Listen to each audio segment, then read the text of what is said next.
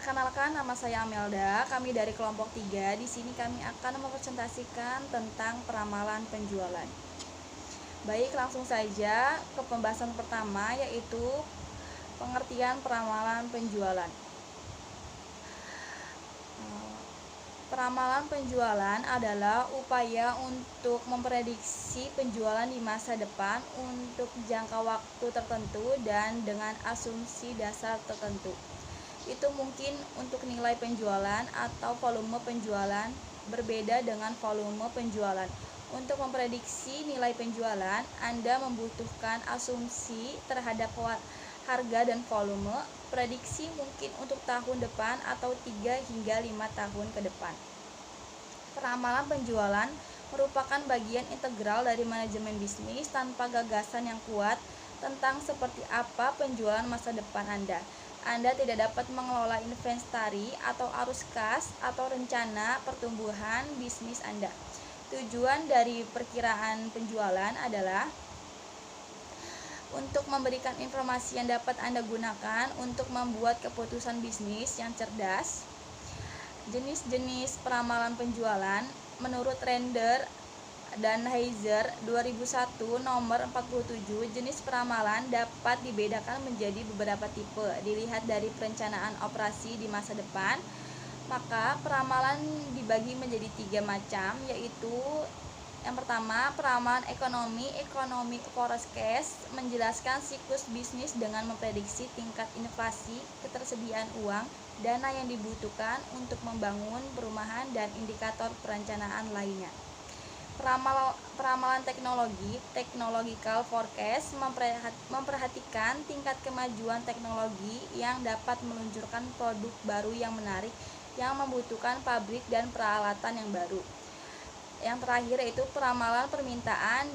Demand forecast adalah proyeksi permintaan untuk produk atau layanan perusahaan.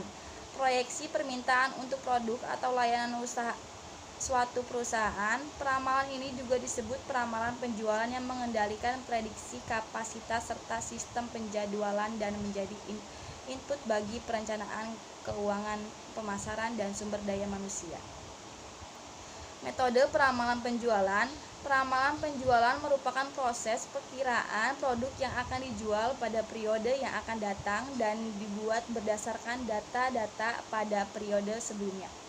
Peramalan penjualan diperlukan sebelum menyusun anggaran penjualan. Adapun metode-metode peramalan penjualan menurut Navarin tahun 2013 nomor 96 dalam membuat ramalan penjualan adalah sebagai berikut. Yang pertama yaitu secara kualitatif. Ramalan penjualan secara kualitatif terdapat beberapa metode, antara lain metode pendapat para tenaga penjual, metode pendapat para manajer divisi penjualan, metode pendapat para pakar, metode pendapat dan pengawasan konsumen. Secara kuantitatif, ramalan penjualan secara kuantitatif antara lain analisis lini produk, metode distribusi kemungkinan, dan yang terakhir yaitu analisis tren. Sekian dari saya, kurang lebihnya mohon maaf. Materi selanjutnya adalah standar lebih peramalan. Menurut Navarin tahun 2013, analisis tren terdiri dari 2 metode yang dapat digunakan dalam peramalan penjualan, yaitu metode tren garis lurus dan metode tren bukan garis lurus. Untuk menentukan metode mana yang sesuai dari kedua metode tersebut, maka digunakan standar kesalahan peramalan atau SKP. Nilai SKP yang terkecil akan menunjukkan bahwa peramalan yang disusun mendekati sesuai. Berikut rumus standar kesalahan peramalan menurut Navarin tahun 2013 adalah SKP X dikurangi Y dikali 2 dibagi N dikurangi 2. Keterangan X sama dengan ramalan jualan sama dengan nilai konstanta min 2 sama dengan 2 derajat kebebasan hilang karena 2 parameter populasi sedang diramalkan dengan nilai sampel data A dan B. Materi selanjutnya analisis tren. Pengertian analisis tren menurut Navarin tahun 2017, tren merupakan gerakan lamban yang berjangka panjang dan cenderung menuju ke suatu arah, menaik dan menurun.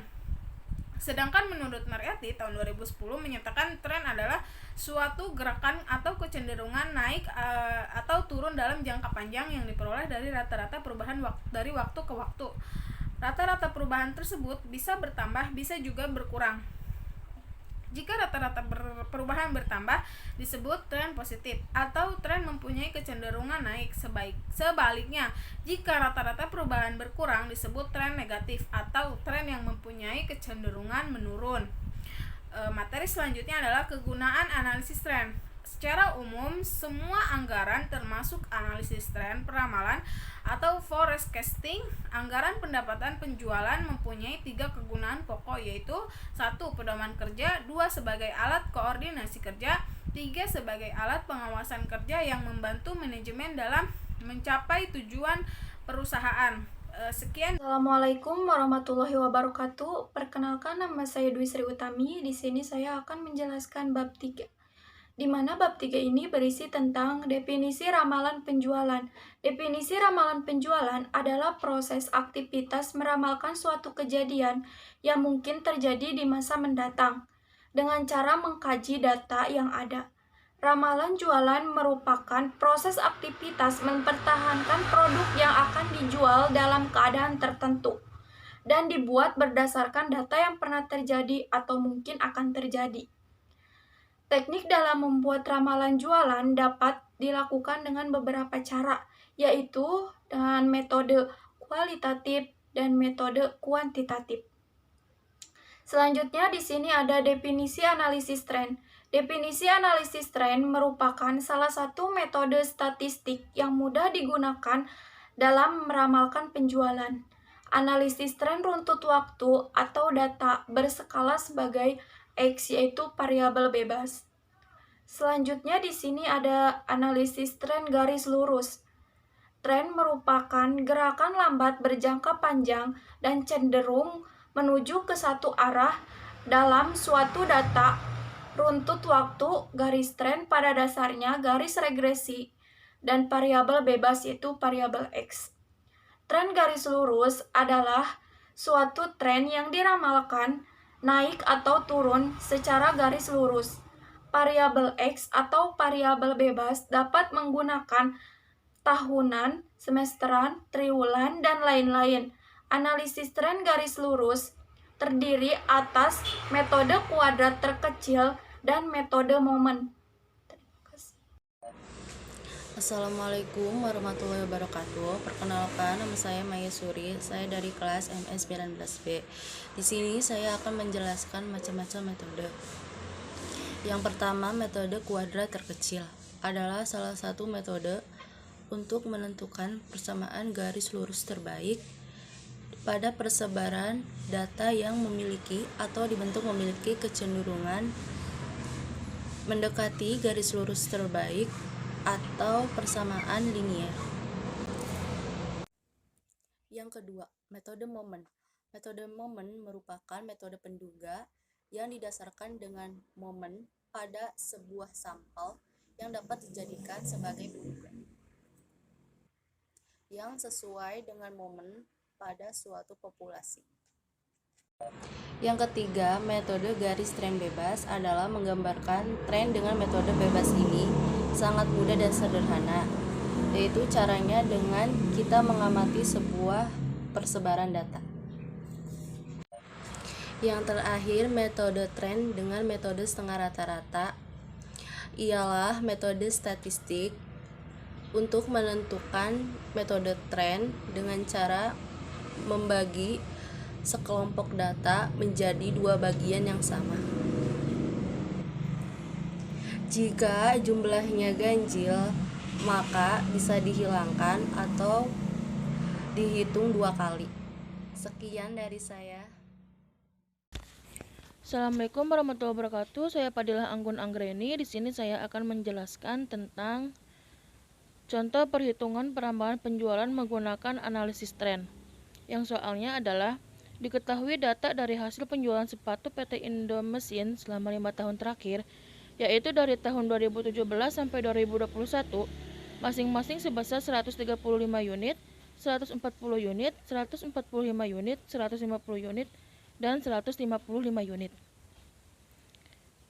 Perintahnya adalah buatlah ramalan penjualan dengan menggunakan analisis tren garis lurus untuk tahun 2017 menggunakan metode least square dan metode momen.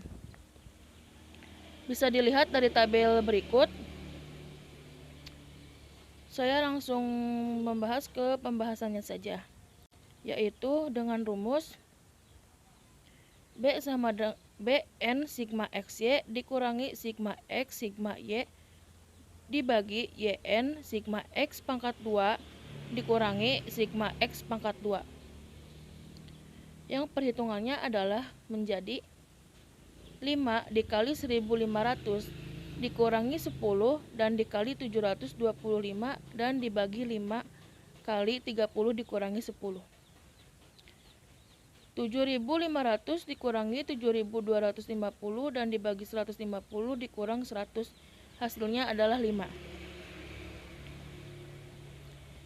A sama dengan sigma x dibagi n dikurangi B sigma y per n sama dengan 725 dibagi 5 dikurangi 10 dibagi 10 per 5 sama dengan 145.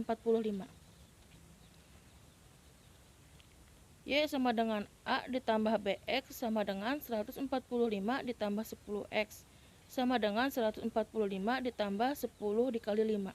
Jadi hasilnya adalah 195 unit. Jadi ramalan penjualan untuk tahun 2022 yaitu sebesar 195 unit. Dan untuk selanjutnya adalah tren garis lurus dengan metode momen. Yang rumusnya adalah sigma Y sama dengan NA ditambah B sigma X dan sigma XY sama dengan A sigma X ditambah B sigma X pangkat 2 sama dengan 725 sama dengan 5A ditambah 10B dikali 10 dan 1500 sama dengan 10A ditambah 30B. Cara eliminasi atau substitusi digunakan untuk kedua persamaan di atas untuk memperoleh nilai A dan B. 725 sama dengan 5A ditambah 10B dikali 3. 1500 sama dengan 10A ditambah 30B dikali 1. Jadi hasilnya adalah 2175 sama dengan 15A ditambah 30B. Yang hasilnya adalah 1500 sama dengan 10A ditambah 30B dibagi 675 sama dengan 5A. Jadi A sama dengan 135. Dan selanjutnya ada tabel lagi, bisa dilihat sendiri.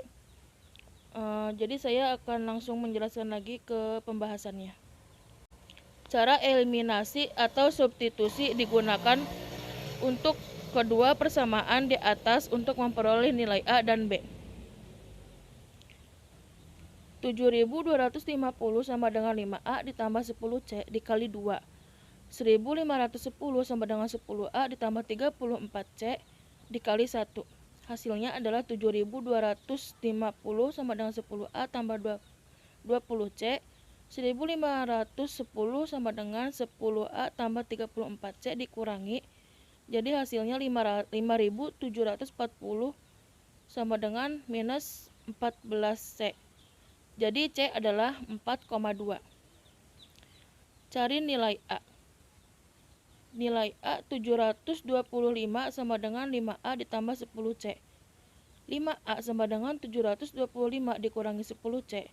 5A sama dengan 725 dikurangi 10 dikali 4,2. 5A sama dengan 683. Jadi A hasilnya adalah 136. Cari nilai B. Sigma XY sama dengan B sigma X pangkat 2. 50 sama dengan 10B. B hasilnya adalah 5. Maka diperoleh persamaan parabola kuadrat yaitu Y sama dengan A tambah BX ditambah C X pangkat 2. Y sama dengan 136 ditambah 10X min 4,2 X pangkat 2. Maka ramalan jualan sepatu tahun 2021 adalah Y sama dengan 136 ditambah 10X min 4,2 X pangkat 2. Jadi sama dengan 136 ditambah 10 dikali 3 dikurangi 4,2 dikali 3,3 pangkat 2. Yaitu hasilnya 128,2 unit. Sekian dari saya, kurang lebihnya saya mohon maaf. Wassalamualaikum warahmatullahi wabarakatuh.